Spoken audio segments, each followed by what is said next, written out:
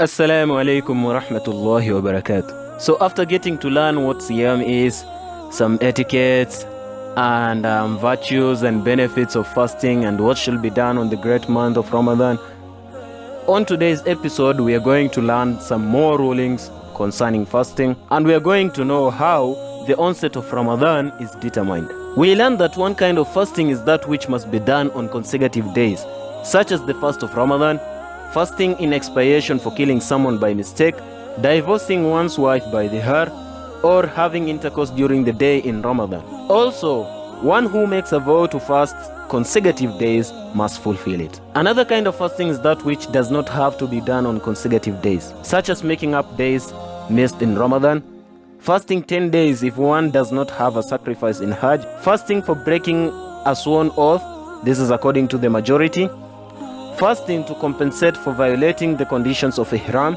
this is according to the most correct opinion, and fasting in fulfillment of a vow in cases where one did not have the intention of fasting consecutive days. Voluntary fasts make up for shortcomings in the obligatory fasts. Examples of voluntary fasts include Ashura, the day of Arafah for those not performing Hajj, Ayyam al-Bid, Mondays and Thursdays, 6 days of Sha'wal, and the specific fasts of Muharram and Sha'ban.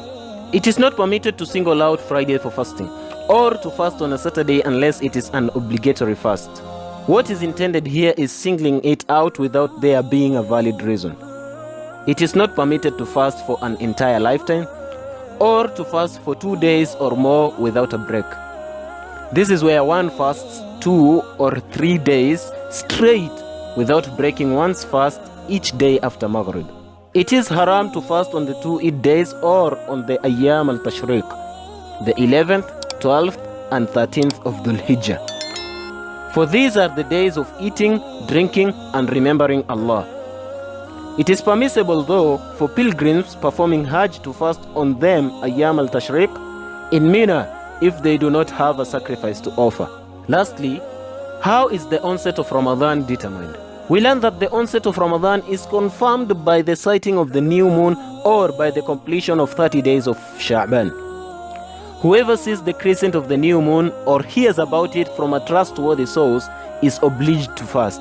Using calculations to determine the onset of Ramadan is a bid'ah, innovation, because the hadith of the Prophet ﷺ says, fast when you see it, the new moon, and break your fast when you see it.